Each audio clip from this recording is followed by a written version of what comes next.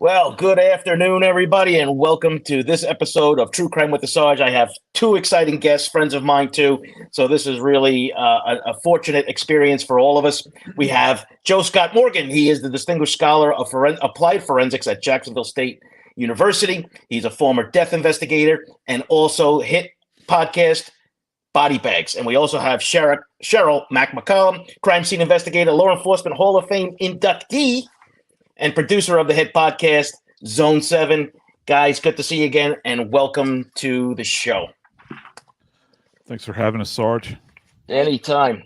So it's been good. So it's been about a week or so since I saw you guys last, so this is actually a quick little reunion, but I wanted to talk about this, and I get the opportunity to have both of you guys on the same show at the same time, which is pretty rare, because we know that you're very busy and you guys are doing your own TV shows, whether it's Nancy Grace or Court TV or Law and Crime. You guys got a whole stuff going on. But this week we had, well, some people call it a blockbuster. Some people are not calling it a blockbuster. This alibi statement, right? So let's just take a quick look at this, right? So November 13th of 2022, that early morning hours, we had, let's call it the incident, right? Because YouTube would be banning us every 5 seconds if we're going to say all this thing. But we had the deaths of Madison Mogen, Xana, Kernodle, Kaylee Goncalves, and Ethan Chapin, viciously stabbed to death, right? A lot of different things going on with that case in the very initial stages, but we saw the affidavits and everything else when the arrest came out. But now, finally, we have an alibi statement. Sheryl, I'm going to start with you first. What was your first impression when you heard the alibi? Worst I've ever heard, hands down, in 44 years. We were chasing a guy once. He flipped his car. He's hanging upside down in the seatbelt. And the first thing he says is, "Where am I? What am I in? I have amnesia." That was better than what I heard the other day. Yeah. I was a little. Joe, what was your take? It was a non-alibi in a sense, and here's really where it kind of grabbed me. The alibi that is being presented is ultimately, they've got this electronic wizard guy that's actually going to be his alibi in kind of this de facto way. And I don't know that I've ever heard of anything like that. It's kind of bizarre. I don't really have an alibi, but based upon what else is going to come out in the future and what the prosecution is not allowing us to have, I guess it's kind of a roundabout way of saying it. We've got a guy that's going to, say that this is where I was.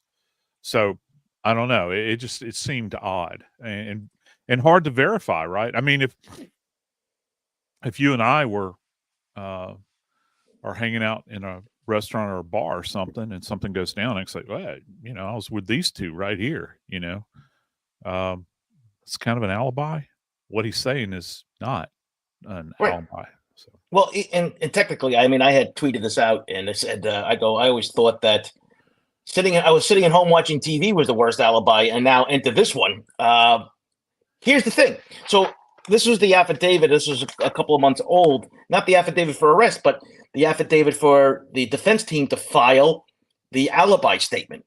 And I'm just going to read it. It doesn't fit the actual thing, because it says here you have to have the specific place or places that the defendant claims to have been at the time of the burglary and the homicides in this case, and the names and addresses of all the witnesses upon from whom the defendant intends to rely on to establish such alibi. But those names, according to the documents, haven't been reported yet. So this becomes a kind of like of a non-entity. And it says specifically when you look at the thing, that if they can't present the witnesses, then sorry, no alibi statement. Joe, the bottom line, your phone should be part of a solid alibi. Even if you're home alone, you'll send a text message. You'll send a funny video. You may call somebody. You might look something up. It'll show exactly where you were. His phone, conveniently, for part of it, was shut off. Or so he thinks. Or just not connecting, whatever it may be. Right? Yeah. So, but here's the thing.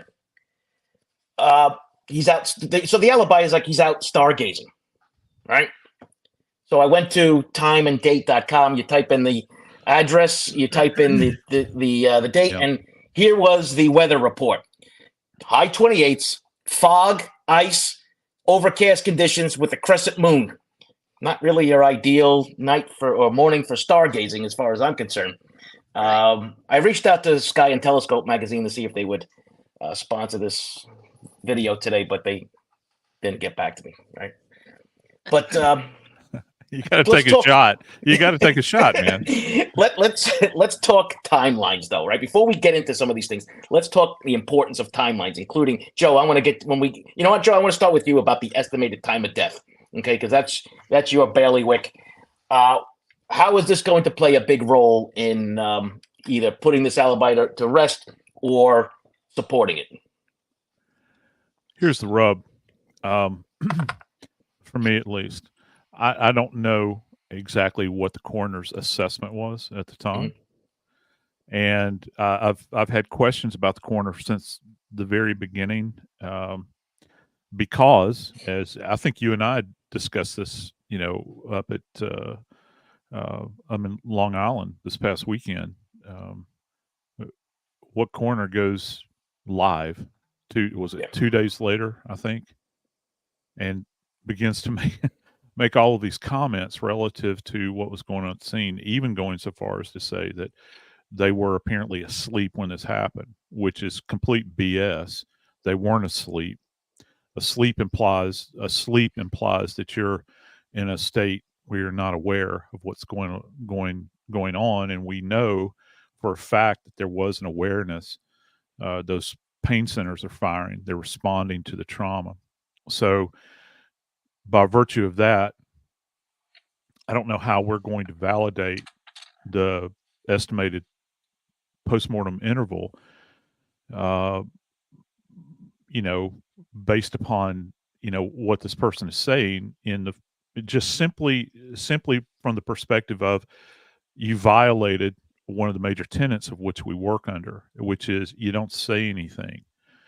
And this person could not be restrained for whatever reason. I have no idea. But with that said, I don't know who did the assessment at the scene. Did this individual actually do an assessment? And when we talk about that, we talk about postmortem lividity and rigidity, which is graded, by the way, the stiffness in the joints, the jaw extremities, and then, of course, core body temperature. I don't even know how that department goes about assessing core body temperature, if they actually did liver sticks, or if this is something that they did like an axillary thing with a thermometer in the armpits or elsewhere.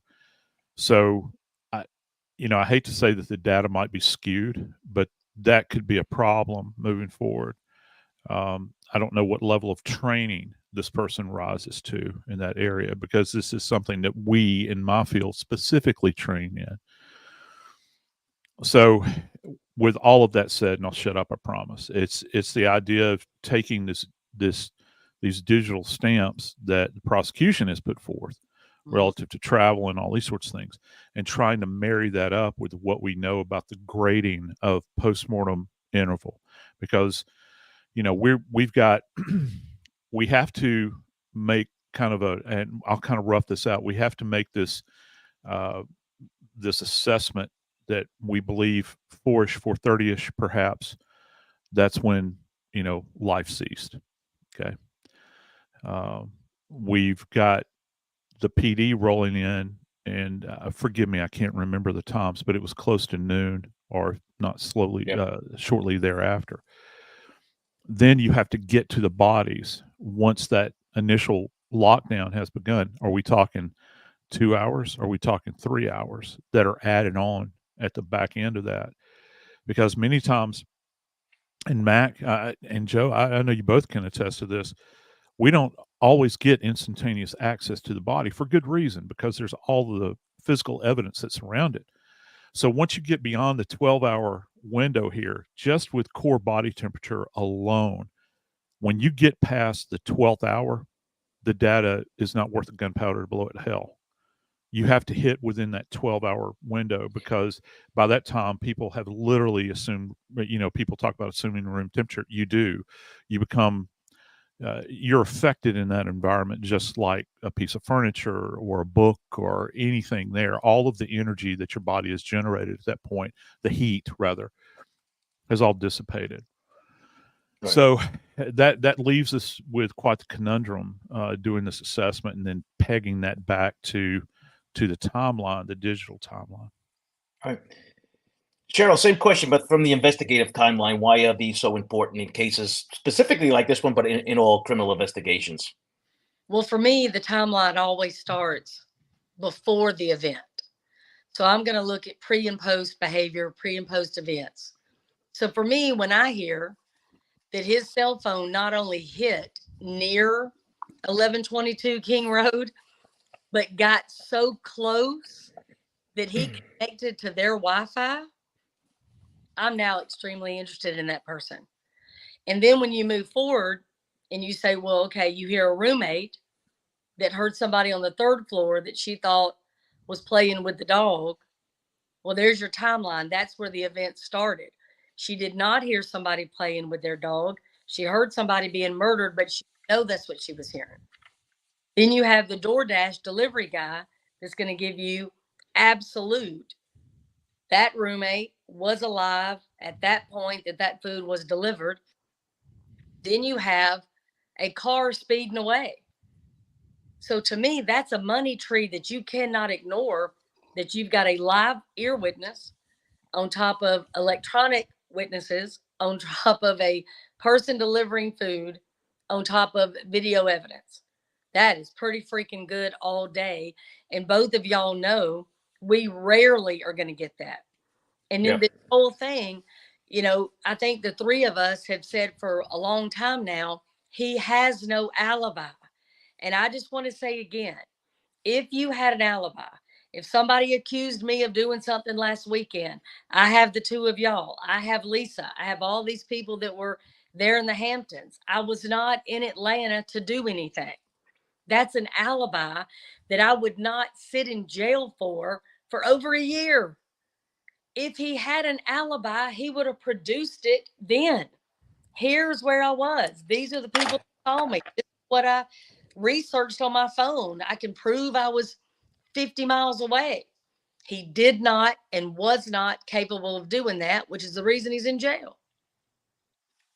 Well, it's been a long time. It says, if I didn't do something or I wasn't involved, I wouldn't have been waiting this long, and I would have fired my attorney a long time ago for that. The Wi-Fi network, I don't remember that he actually connected to that. I don't know. We'll have to look that up. Hey, but, can I make a quick comment right there? Sure. About this? I hadn't thought about this. I've seen a couple of comments saying that his phone never did connect to the Wi-Fi, and I don't know how that is either proven or disproven. I have no idea. But the father did it, and he acted like law enforcement told him. Yeah, and that was the other thing. I'm wondering also if there was ever, and again, I'm not a digital forensics person, so I'm wondering if there was ever like a handshake between the other phones in the house, and if that logon information is available. And the reason this came to mind, I was actually leaving the office the other day, and we've got a student, a graduate student that's working on his master's in forensics with us, and he's a good kid. He's from Tunisia, and his specialty is digital forensics. And he says, Professor Morgan, I saw you with Miss Grace the other day. We were talking about, the scene and everything. He says, has anyone checked, the house Wi-Fi? I was like, that's something I haven't really, explored. And he says, I keep seeing all of these people talk about the phone pinging off the cell towers. And he begins to go into this like elaborate description. He's talking way above my head in this area, relative to, and any of us can, kind of, we can identify with walking into, a building, a restaurant or wherever, or a hotel, and you get that little, there's Wi-Fi available. And I'm really curious about that. And I'm very anxious to hear that being explored Yeah, by me too. individuals more knowledgeable than I. And y'all, And you, even if that wasn't the case, they've got him there 11 times. 11 times before the murders. yeah, in the probable cause affidavit, they list this in the video canvas, which I call the video surveillance canvas, but that Right. doesn't mean anything. That they have his car, or they have a car that looks like his white Elantra, or the white Elantra with no front plate, just like Pennsylvania cars don't have it. Traveling around the block, leaving the location, going to the location. I mean, the list, it's over. If you're looking for it, if you have the affidavit, just go to page 5 and 6 and 7, and it lists all the time that a white Elantra or a white vehicle similar to the suspects was seen at the location. And yes, I know it could be a million white Elantras with no front plate, but you remember, we don't believe in coincidences either. I don't, at least I don't. I can't speak for Joe or Sheryl, but I don't believe in coincidences, and that's something. Nope, I do not, especially not multiple.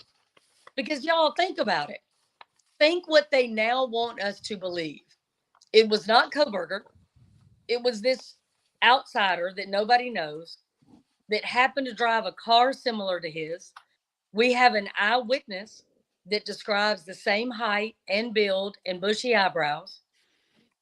Had somehow obtained a knife sheath with his DNA on it, and somehow decided, hey, I'm going to do these murders on a night where he just happens to be all by himself, driving in the middle of nothing, where his phone is cut out for a few hours. That's the luckiest freaking killer I've ever heard anything about.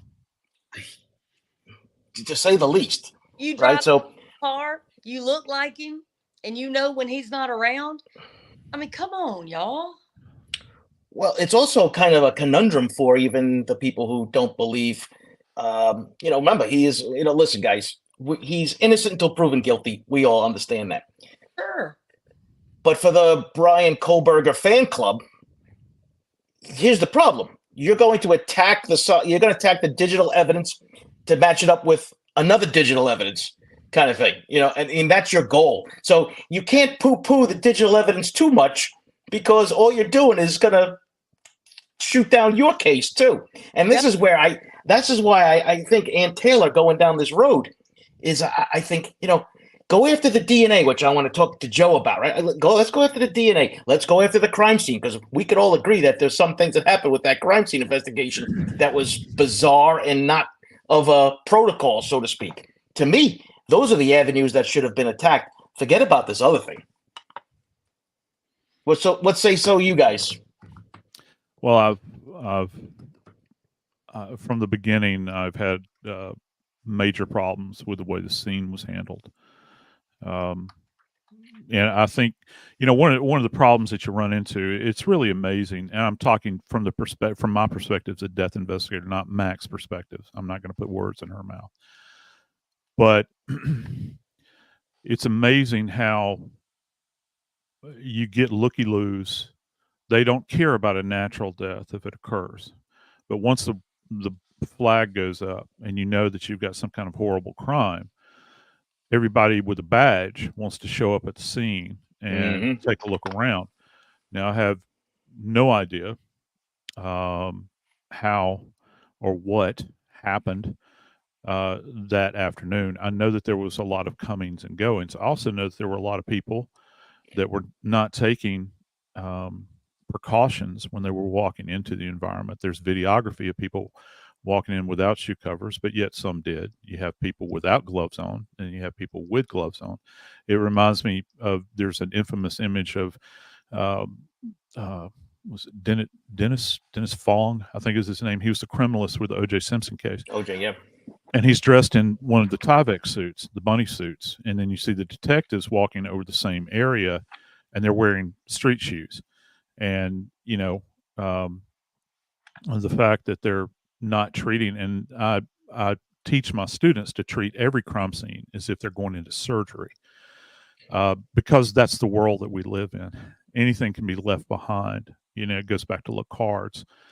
Anything can be left behind. You can bring anything in there, and if you take a cavalier attitude with it, it can be problematic. I don't know who they had controlling the entrance either. You know, we've been preached at. I know that all three of us collectively, with every seminar since I was a very young death investigator, about having the person at the door with the log, and you've got accountability. You're going to be subpoenaed. You know, we've heard all of that, and still to this day, it doesn't matter how much you drill that into practitioners' brains, they can't seem to get past it. So, just with the crime scene alone, this death scene, which by the way is not just your normal average everyday death scene. No.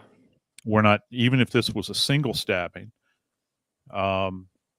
where our sharp force injury case, forgive me, where you're, you know, in this case, you've got things to consider like commingling of evidence, and, you know, a tremendous amount of commingling potentially with all of the blood evidence. Because this, I can tell you, this is what I know for a fact, is that unlike any other type of trauma that we have seen at crime scenes, the bloodiest by far are always sharp force injury cases, and particularly when you get multiple insults. And so, even compared to gunshot wounds and bludgeonings and all those sorts of things, for me, at least in my experience, you know, nothing even really approaches sharp force injuries. So having that knowledge in mind, and you've got a perpetrator that is allegedly, you know, moving back and forth in this environment, if you do not treat that with the utmost care, the train will come off the tracks really quickly. And I think back to seeing, you know, the prosecutor walking down the street, giving an interview, and he had apparently been in the scene. And there were others, maybe ADAs, that were in there with them. I have no idea, and I don't understand their purpose in that environment, which is baffling to me, to say the very least. I don't want anybody in my crime scene. I don't want, if you don't serve a specific purpose there, don't bother. You know, if you want to go get us water, fine, go get us water, bring it to the tape. We'll come out and get it. Cookies, I'm all for cookies. I love coffee. You know, go fetch us some coffee and wait outside the tape while we do our job. Yep. Don't come into the damn scene, period. End of story. Then it's going to be, and here's the other thing. When the initial people show up, and maybe they're crime scene folks, maybe you've got the Idaho people showing up as well. This is going to be handed off multiple times. It's going to be handed off. The locals will possess it, then the state will possess it, and then you've got the evidence response people from, you know, the federal agencies that will show up potentially. And so you've got all of these people that are kind of moving around this orbit. And to me, it's, you know, my ADHD kicks in. I'm thinking, oh my God, please, you know, you're trying to stop the train, but it just keeps coming and coming. Yeah, I'm going to ask you the same question, Sheryl, but in a second. If you're just joining us now, 255 people have joined us in the room. We have Sheryl, McCollum, and Joe Scott Morgan, and we're dissecting the Bryan Kohberger alibi, talking about the crime scene and everything else that's included in that, because ultimately these are the things that are going to be the topics of this. Yeah, so Sheryl, I'm sure you and I could both do it, but this is, you're my guest. I'd like to kind of piggyback off of Joe about trying to keep people out of your crime scene. First, that is my crime scene. I'm in charge of it. Nobody is getting in there unless I let them in. If it is not controlled, that's on me, period. I like to do a second set of tape. So I'll do my initial tape for the crime scene, and then I want a secondary perimeter.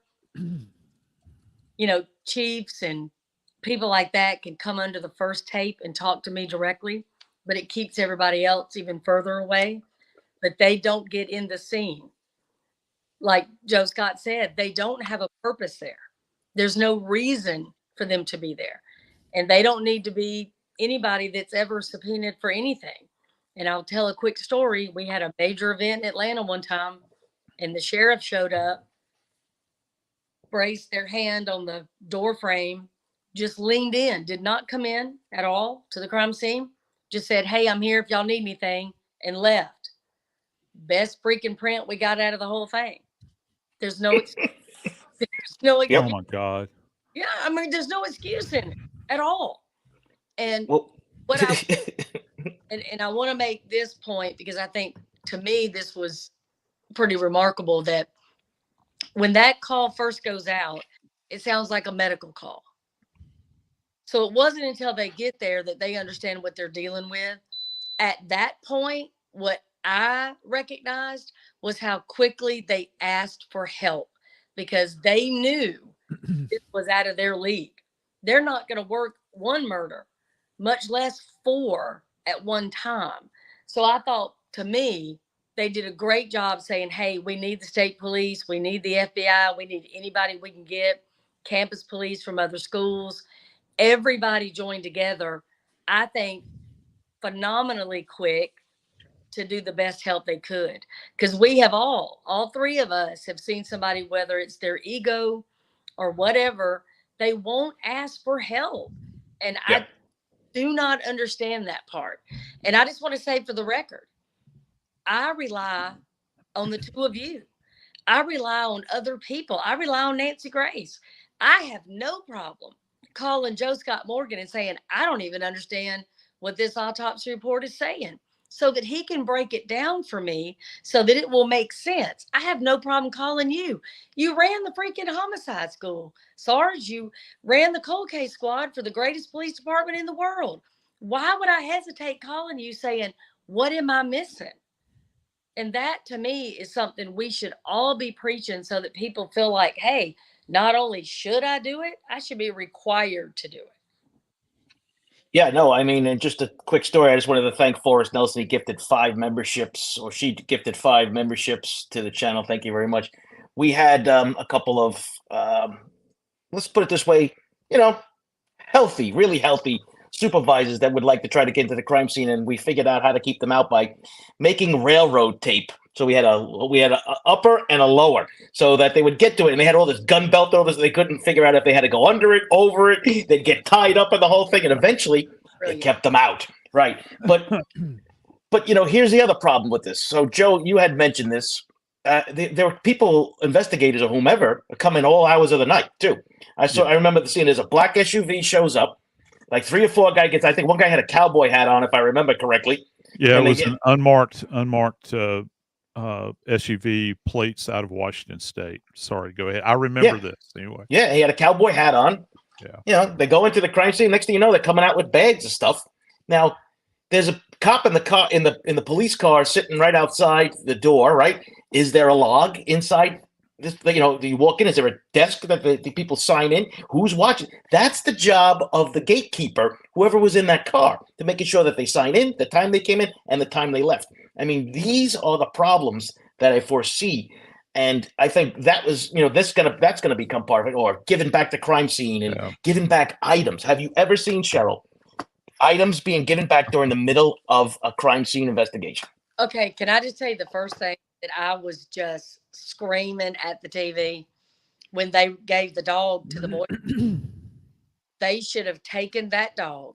They should have swabbed the collar, swabbed the inside of the dog's mouth. They should have kept him. He had evidence on him. I am convinced 100%. Whoever led him into that bedroom to close the door, I believe, did so by pulling his collar. So that would have been DNA from the killer. They just gave the dog to the boyfriend. And then you get to the part where somebody's going to walk out with a bag with no gloves on. Who collected that item? And how did you collect it? Like Joe Scott was saying in the Hamptons, when he sees somebody take an ink pen to lift a shell casing or, try to scoop. I have seen, not my department, but I was with another department. They took an envelope from the scene to scoop in a shell casing. What? Like, none of that should ever happen. It should not happen, especially at a scene that is so critical. I mean, you've got 4 innocent children, and everything should have been perfect. Everything. And, the way I like to work, I'll just give the advice again. We see on TV a lot where somebody walks up and says, hey, what do we got, Joe? And then you tell me, oh, we got a guy that hung himself. So now when I go in, I'm only looking at a suicide because that's what you've already told me. I don't want you to tell me. I want to get there, go in by myself, then come talk to you. If we're on the same page, great. If we're not, we need to go in together with the established walkthrough. And then I need to start showing you what I'm seeing. You need to show me what I'm seeing. And then we need to talk to Joe when he gets there and say, Joe, what are you seeing? Yeah. And the 3 of us only. We don't need 47 people. Joe, how about you? Have you ever seen a crime scene cleanup crew come in and then after they start, get turned away, and then all of a sudden it's a crime scene again? Have you ever seen that? No, I've never had that experience, and that's why it was so. It's like emblazoned into my mind, and just so that I'm sure about this, you guys correct me. When this occurred, and I'm thinking it wasn't these people, but the first thing that comes to mind is Service Master. Where you've got Service Master truck, and they're all things to all people, and they're doing the cleanup, or they're going to do the cleanup or reclamation or whatever the hell they call it now.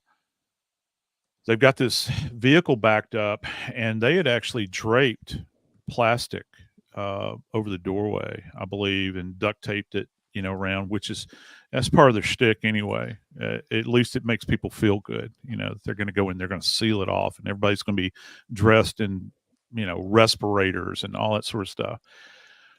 And they're stopped midstream. And if I remember correctly, the reason they were stopped was that they had already effected an arrest on Kohberger at that moment in time in Pennsylvania, or approximating that time. And if memory serves me, they were told to cease and desist because Kohberger's team knew how essential that scene was going to be, that they wanted to have a look around, both the interior, obviously, and the exterior. And I had never seen that happen. And that's a big thing to say. Never. I haven't. And it's not that I never just saw it on the street, in my own practice in New Orleans and Atlanta. I've never heard about it or seen about it in the hundreds and hundreds of cases that I now cover in the media. And I go into great detail because I do, wall-to-wall coverage on all of these trials with law and crime, and to a certain degree, court TV as well, where I'm appearing. And I watch this march of crime scene investigators that come across the stand, and I've never heard this. So I'm setting the stage here, because if you're wondering if that's going to come up at trial, international symbol for yes, it shall come up at trial. We will hear about this, because the big hook that the defense is going to have in this is they're going to talk. You're going to hear about things like cross-contamination. You're going to hear about bespoiling of the evidence that was there, causing it to degrade or be wiped away in some way. It doesn't necessarily mean that happened, but because it can be evidence just through videography alone and maybe still images, that seed of reasonable doubt has now been planted, in the jury's mind. Yep. Because they're looking at this, they're saying, "Oh, wow, we can connect these two. We can see this." So there are these little landmines along the way, that for any Some of us that big, have taught in academies and places like that, it's like they're violent. This would be a great case for me, not just as a college professor, but when I teach at the police academy, which I do 3 times a year, I think. Mm-hmm. Agreed. I'm saying, hey guys, Yep. guess what? We're going to show you what not to do today. Try to do Kinda the like opposite. OJ, It's like the George OJ trial. Costanza in Seinfeld. Do the opposite, and you'll be fine. Yep. Forever and ever, amen. We'll see. Just wanted to thank Bernie for that super sticker. And I also wanted to thank Ashley for donating 5 memberships. Ashley, thank you very much for your continued support of the channel, though. Yeah, and then, of course, let's start off with the $1 million question. I'll start with you, Sheryl. The destruction of the crime scene. Oh, gosh. Oh, God, I knew I was going to get that. I knew I was going to get that reaction. This is one of those things.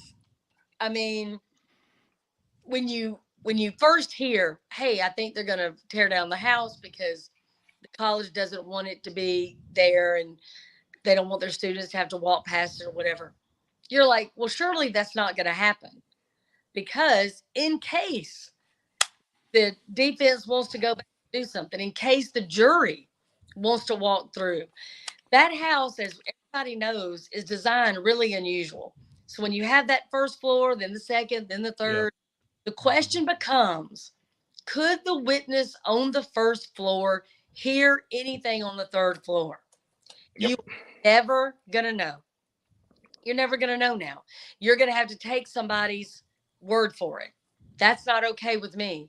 And when I think of things like Jeffrey McDonald, when his family was killed on the base, they left that house up for decades and decades, y'all, because it wasn't solved. It wasn't done.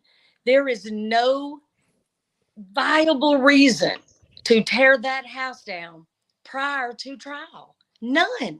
Zero. Yeah, Yep. I got. Let me interject this as well. Sure. I know that all three of us have worked scenes bathed in blood over the years. We've seen probably, and we haven't seen everything. I always tell my kids, if someone tells you in crime scene or investigations that they've seen everything, run. Don't walk away from that person, because you never do. Amen. You can learn something from anybody, and I don't care how rural they are or isolated they are. You can learn something from that person and their practice, because they're all different.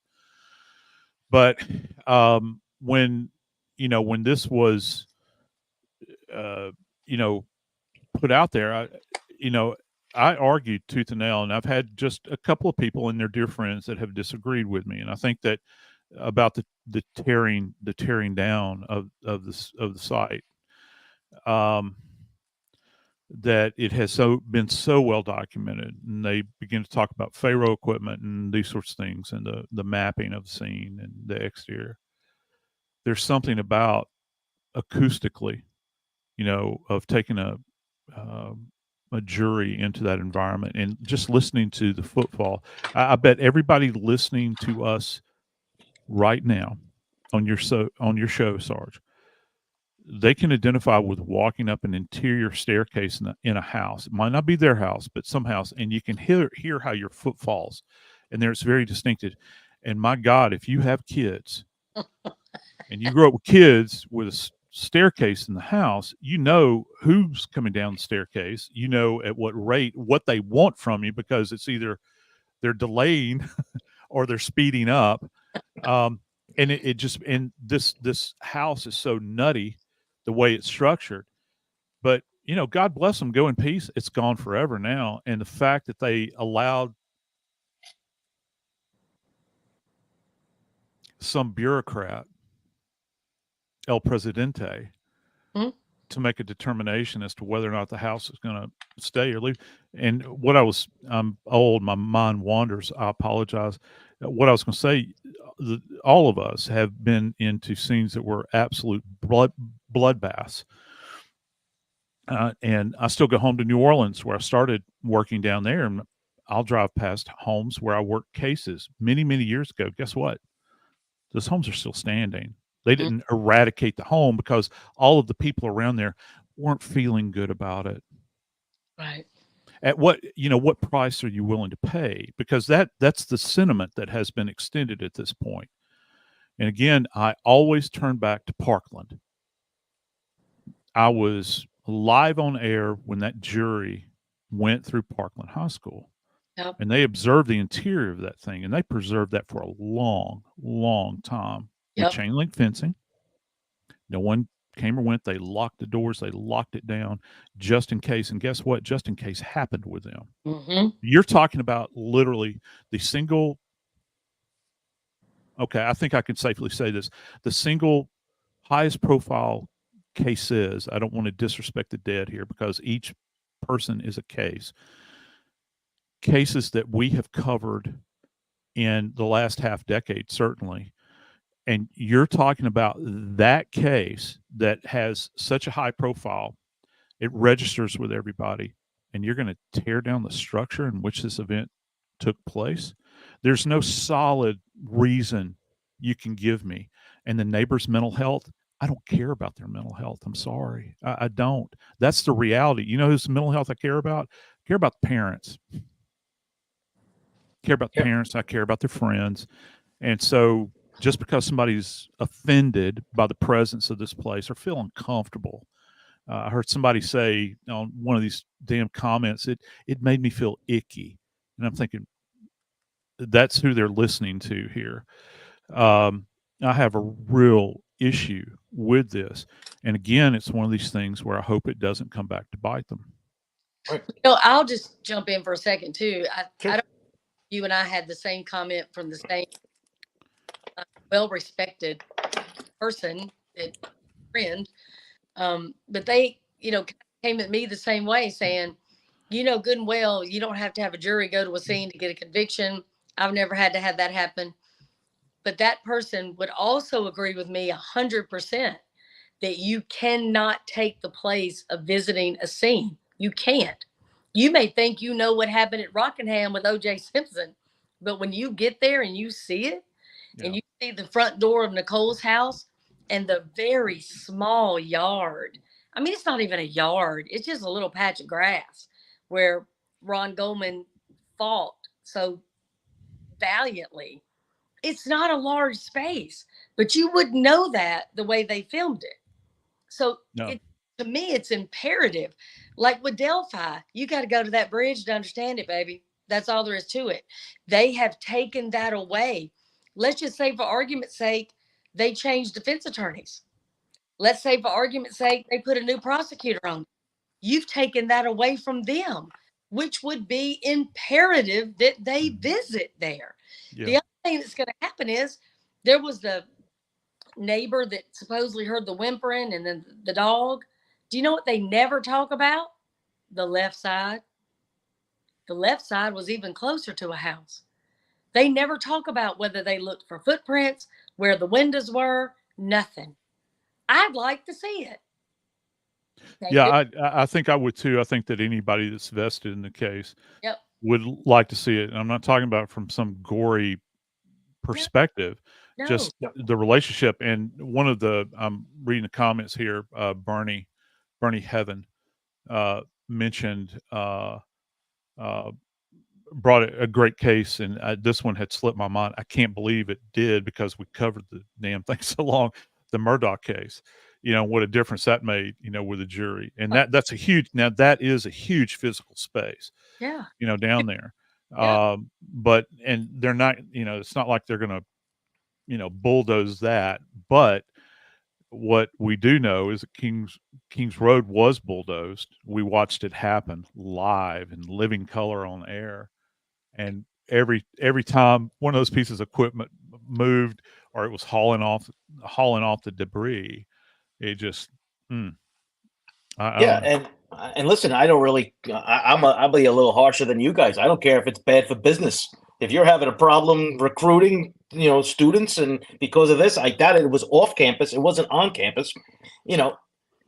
Listen, too bad. Let's wait till the case is over. But and Sheryl, you brought up a point that we're going to talk about. There were people left alive, or there was a woman left alive in the bottom thing. People, and what does everybody say? How could she not hear it? How could she this? How could she that? Well, you know what? We're never going to know, because if I was doing this, I would say, okay, the jurors, you stay in the front, or you stay in the front room. I'm going to the third floor and start screaming at the top of my lungs. You tell me if you hear anything. 100%. Gone. 100%. And gone. Here's the other thing. When you talk about bad for business, what about the person that owned the house? He just gave it away. Well, he's lost a ton of money, thousands and thousands of dollars in future money renting to students. Yeah. I mean, nobody talks about that poor guy that's caught up in all this pressure from the school and whoever else. Just give it to us, and then we're going to do whatever we want with it, which to me, again, from a forensic standpoint, from a litigation standpoint, is not the right thing. It should have been left in place after the trial period. Exactly. So if you're just joining us now, we have Sheryl McCollum and Joe Scott Morgan. We're dissecting the alibi and the case of Bryan Kohberger. We have over 350 people watching us live. So please, guys, remember to like and subscribe to the channel. that helps me out a lot too. So I came down to 3 things that they're going to be the focus on coming up, that the defense should be concentrating on, and not so much, looking at stars. How are they going to explain this? Either the cell phone off or not on. And we don't have to discuss this because none of us are digital experts, right? But these are just the 3 things that I came up with, and you might have others. The vehicle matching the suspect's vehicle all over the house during the times of the murder, and DNA on the sheath. Now, Joe, I want you to the DNA on the sheath. Can you tell us how you believe that the DNA ended up on that sheath? Yeah. There we go. I did ask Joe to bring this on because I saw him do it on Nancy Grace's show, and I said, well, we're going to duplicate that. Yep. Can I tell you a quick story? Sure. Kim, my wife, you guys know her. She ordered this and didn't tell me she was ordering it. And she said, you're going to be talking about it. You need to handle it and feel it. And I'm prior military. My whole family is either currently or prior military. I was never a Marine. My dad was. K-bar is it's the go-to knife of the Marine Corps. Coasties carried it as well as Navy personnel. My understanding, at least some Navy personnel did. And it had a lot of utility. They could cut ropes with it, you can cut canvas with it, all kinds of stuff. It retains an edge remarkably well. And as a matter of fact, right out of the box, this thing would slice your finger off. All right. And it's very heavy. It feels, the knife itself feels as though it's right at about a pound. I'll show it to you so you can see it. I agree. They're super heavy. Yeah, they are. And it they first came of note. They came about came out about World War II, approximating or an initial series. As a matter of fact, and you can go check this out. Don't believe me. Assume I'm lying. Go look it up for yourself. There's videos that I've found. The Marine Corps had entire combat classes on utilizing the K-bar knife as a combat weapon, because that's what it is. It's truly made for that purpose. So anyway, but we don't have a knife, do we? In the case, what we do have is this sheath that was found adjacent to one of the upstairs victim's leg. That's what it looks like, so you can get a feel for it. And they're worn, just so folks know, they're worn in any number of configurations. You'll see a lot of the troopers that would wear them inverted on their web gear like this. And it's got a strap you can tie here or pull it through here, and also an anchor right here. They would wear them inverted, and they can draw them out like this. You'd see people wearing them on the belt, this sort of thing. The idea about this snap, which is what they keep talking about, which is where they harvested this DNA. And I'm assuming that it is probably touch DNA more than likely. It's the snap itself. See if you can, I don't know if you can actually hear that or not, but it's not necessarily easy to actuate. I guess after it gets broken in for a bit, you can snap it back and forth. There's a couple of ways you can do that. But what was really interesting to me is that the snap has got a pretty nice ring right here, or a ridge right here. And again, this is me merely projecting, is that when this thing is actuated and opened up, this is a perfect spot. First off, it's hidden and it's protected to drag one's thumb over like this. Now, you would think that in order to drag your thumb over it, this would have had to have been done probably before the killing. It goes without saying when he's not gloved or whoever did this. And then to drop it behind with gloved hands, because a question has arisen, why didn't they recover any DNA off of the sheath itself? Well, being that many people have attempted to paint this individual, the accused, as this super villain, that's so bright, perhaps he wiped it down. And this is the one location they didn't count on. Because when you think about touch DNA generally arises from sloughing dead skin cells. And we slough thousands of these things. And it is touch DNA is actually an incomplete strand, okay, because it's coming off of a dead cell. So there's a different way you have to handle this.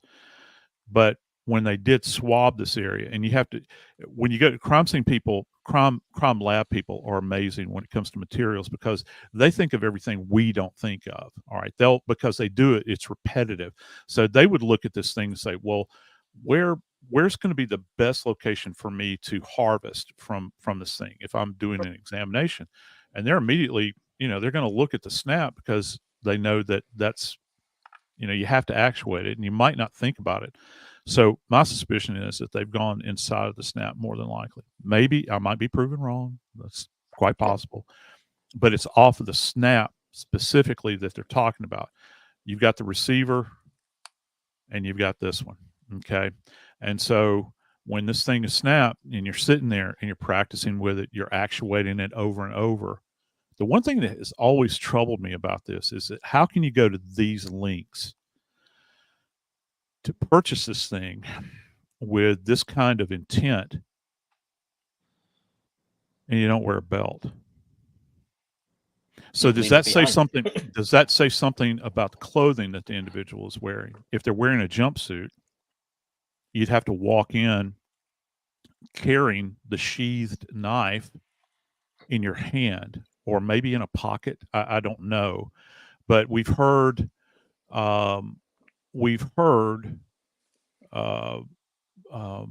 a Dickies receipt, I think, at some point in time. I'm not sure. I get cases confused, and I'm thinking about going to Dickies, going to Walmart, and they have a whole Dickies wardrobe area of work clothes. Hardworking people wear these things, and they have jumpsuits. Wearing a jumpsuit, is there such thing as a black Dickies suit? Is there some type of suit like that out there? But you don't go to the trouble, and it's not like it's a tiny loop to put your belt through. It's a big loop, but yet it wasn't strapped to his body. And, and I, again, projecting here, I have visions of this individual, as horrific as they painted this thing out to be, kneeling on the bed, physically on the bed, hovering over these two poor young women, and very theatrically unsheathing a knife and dropping it, and then commences going there with gloved hands, allegedly. We don't know. So, that's the DNA is going to be significant. I think that probably the area where this is going to be attacked, and we've gotten a hint at that, I think, so far, is probably the methodology of the trash pull that they did in Pennsylvania, going back to forensic genetic genealogy, kind of how they ran those numbers and created those trees and all of that sort of thing. Because even though we talk about it a lot, this is really new science. I mean, it truly is, in that sense, that the application of DNA science to genealogy is kind of new.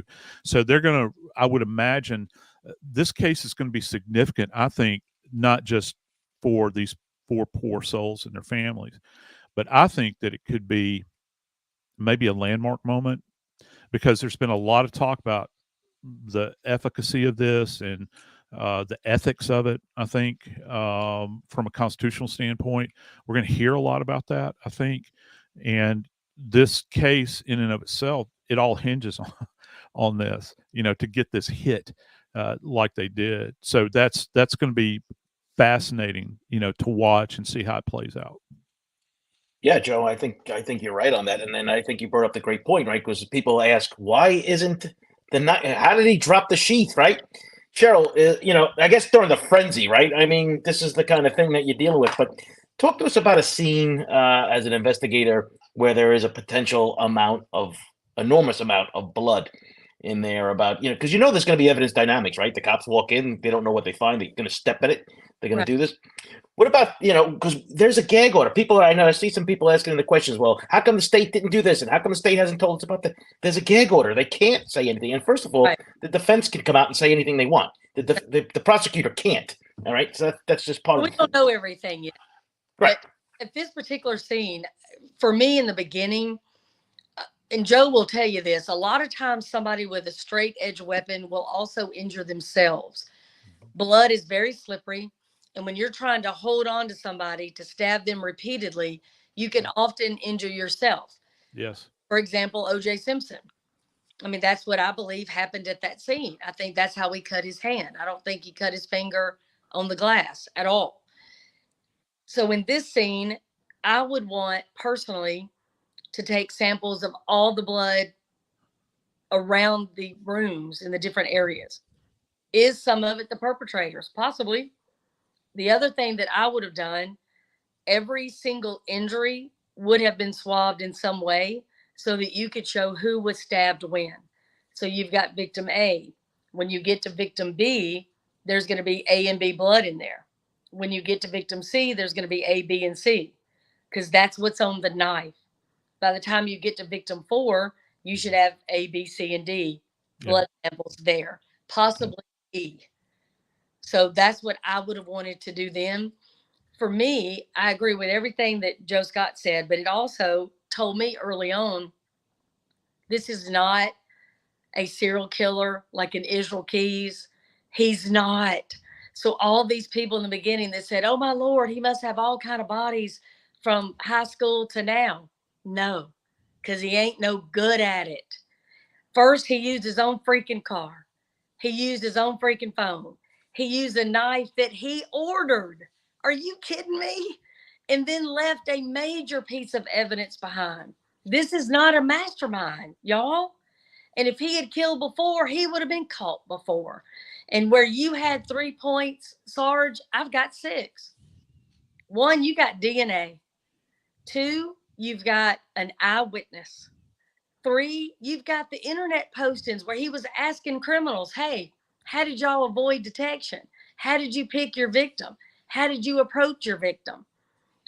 You've got the digital phone evidence where he was there 11 times before. He was, his phone was near there and then went back home. We've got the timestamp of when all of that happened and where he was. And then you've got the same car on video. How many homicides do we have with DNA, an eyewitness, cell phone, and video evidence? If that ain't a money tree, I mean, come on. I mean, he's got a lot he's got to try to get out of, and I don't see how to do it. And what Joe Scott was talking about with the snap, that knife sheath to me is very similar about how people load a weapon. And when they're pushing those shell casings and they're pushing those bullets in that gun, right? So all of those grooves work like a fingernail. You're capturing whatever you're scraping. So his DNA on there means he pushed that button. He pushed that snap. There's no doubt about it in my mind.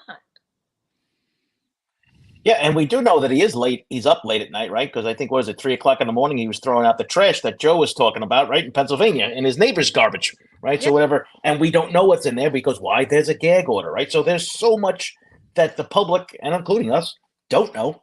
And that's why when you hear comments about, certain people that are so adamant about he's either guilty or innocent, I always tell people that we don't know the whole story yet. This is how it's going to play out. Yeah, and here's one other thing that I was very vocal about early on, and again, I was proven wrong, at least to my understanding at this point. They're saying or it has been at least alluded to, that there's no DNA evidence regarding those victims in his vehicle. Yeah.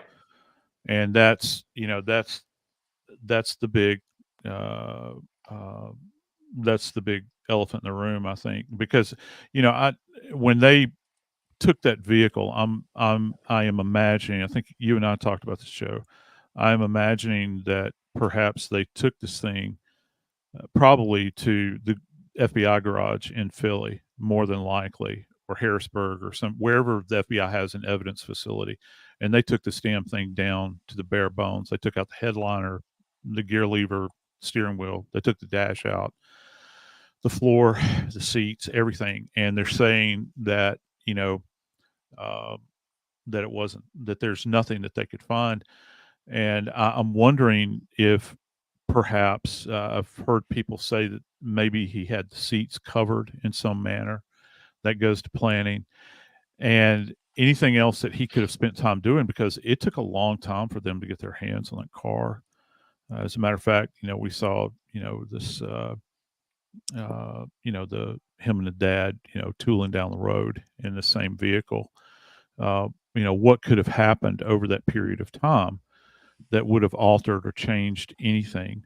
I see Carly Holland just mentioned shower curtain theory. And and I've heard garbage bag. I've heard, all these other issues. I do know that anybody that would be engaged in what we think that scene must have looked like after this, the brutality of this, it would have been an empirical impossibility for them to have left that scene without having blood on their person. Just I agree. you can't. I don't see how that's possible. And I've spent a long time working in the morgue. I've done over 7,000 autopsies and or assisted in them. There was never a day that I didn't go home, and as disgusting as this is, I would find a blood spot on my face. Even wearing a mask, I would find something on my forehead, using the tools that we use in that environment and manipulating bodies and moving around. And those are deceased individuals. You begin to think about, in the middle of these attacks, these people were not deceased. They were fighting back at a very primal level. How do you prevent that transfer of their blood onto his person?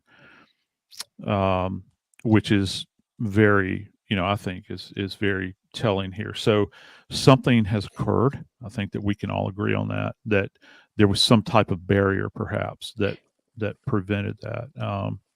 I'm interested in exploring this further. Yeah, no, I mean, one thing I didn't notice, Sheryl, at the crime scene, maybe you saw it, possible exit points, right? If you're walking through all this blood, right? I didn't see the crime scene tape extending anywhere outside of the house, all the way at the curb line, but nothing in regards to like telling people to stay away from possible exit points, looking for footwear impression, blood in the snow, blood, was there footwear impression found in the house, right? We don't know any of these things, but this is something that I want to see once this trial starts, because like Joe said, if there's nothing in that car, boy, I think the case is in big trouble. Well, did he Ted Bundy the car? Did he have a tarp in the car? Did he change and take the,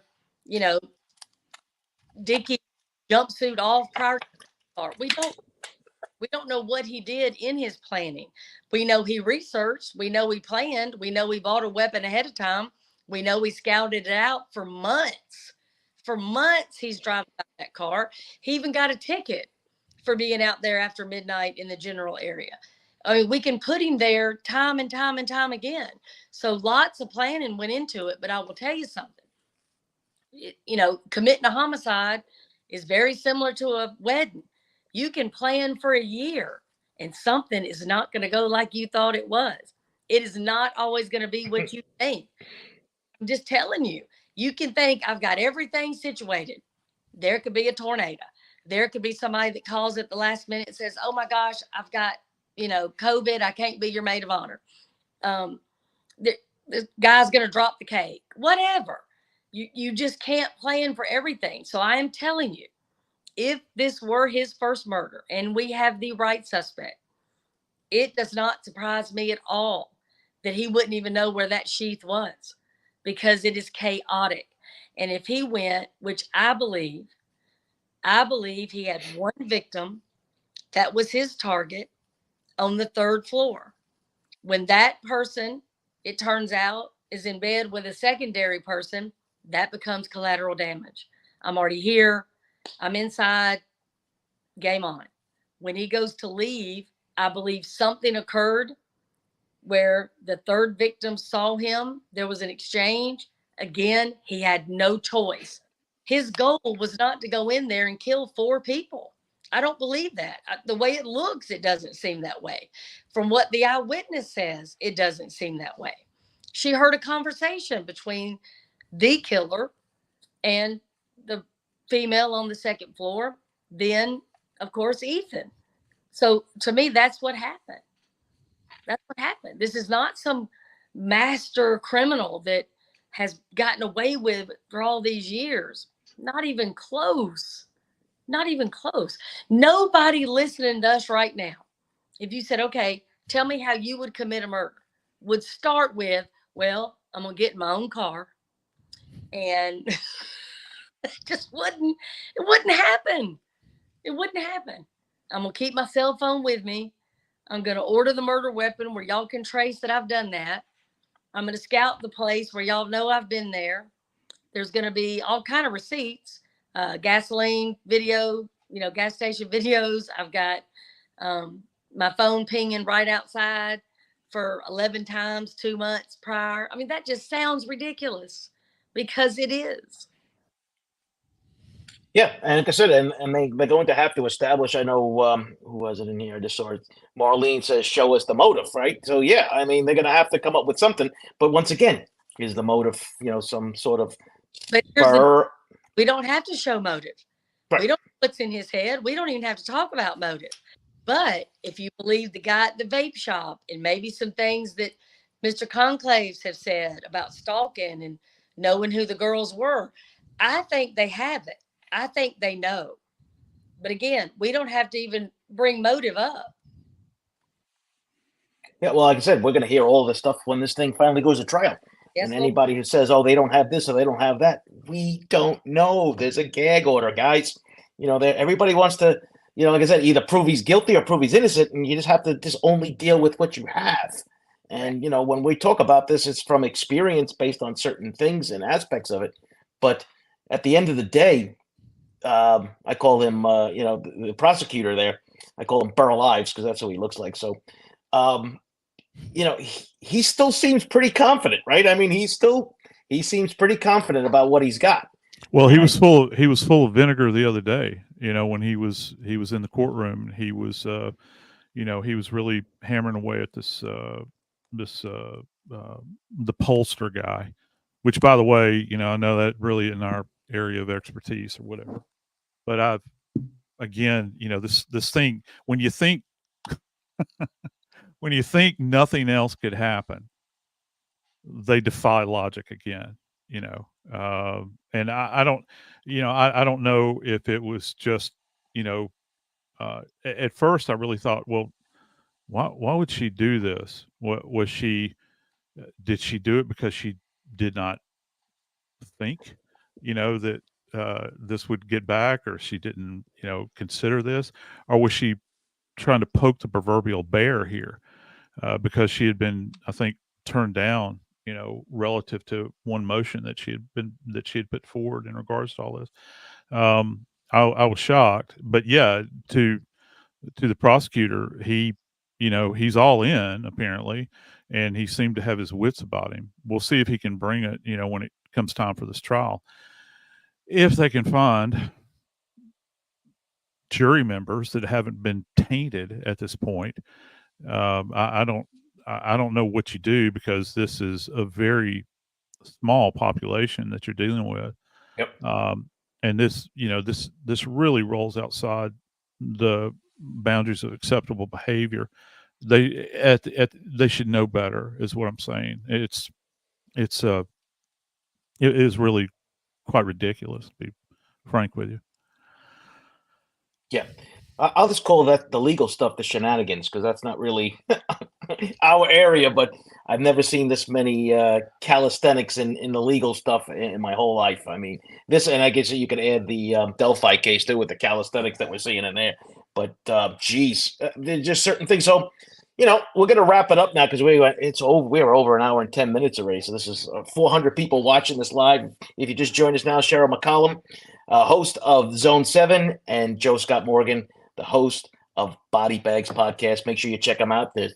All their information is in the show notes, and also Nightbot, who's been behaving pretty well today, has been doing a great job putting out everybody's links. But final word on this, Sheryl. Ladies first. We'll start with you. What's your final thoughts on where this heads after this? How can your phone be your alibi if it was shut off? Yep, good point. Like I said, and their expert is going to have a hell of a time. And I encourage people to do a little research on the expert too, because he's had some issues in regards to one of his other cases in Colorado. So if you're going to put all your eggs in one basket like the defense has, I think they have a real problem. Joe, keep your eye closely peeled to procedural issues. Again, I harken back to this. The cake is not spoiled when you pull it out of the oven. It's spoiled when you begin to mix it up and put all of this together. And so, bad analogy perhaps, but for me, it starts at the beginning. And you go back to the old legal term, you can't unring the bell. Once that damage is done, it's done.